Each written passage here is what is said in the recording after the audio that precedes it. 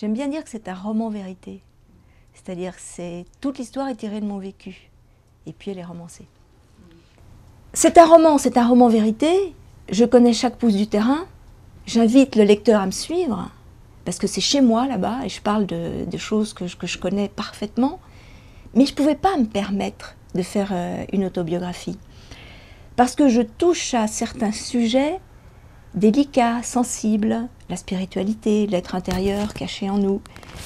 Et même si je l'ai vécu avec eux là-bas, c'est pas simple d'en parler comme d'un vécu. Je suis pas une chamane, je suis pas une initiée, je suis pas une sorcière. Donc c'était beaucoup plus simple d'apporter les choses, d'offrir les choses à travers un roman. Et le deuxième point important, ce pourquoi c'est un roman, c'est que je n'ai pas vécu en date et en heure cette aventure. L'attaque du Sentier Lumineux, qui se passe donc en fin 1989, se passe en mon absence. Je suis en France pour la promotion du second ouvrage chez Le Voix Sauvage à l'époque. Je ne suis pas avec eux là-bas.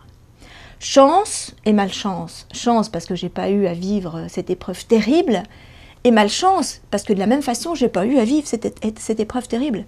Je n'étais pas avec eux pour partager ce moment épouvantable, mais bon, moi j'étais en France, j'étais quand même dans une meilleure situation.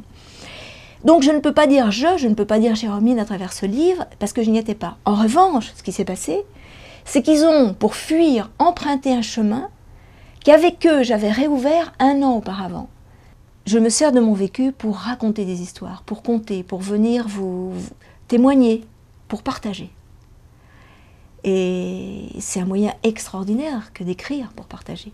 J'ai vécu des choses, je suis incapable de les garder pour moi toute seule. C'est pas possible. C'est plus fort que moi. Il faut que je vous raconte. J'ai envie de planter des graines.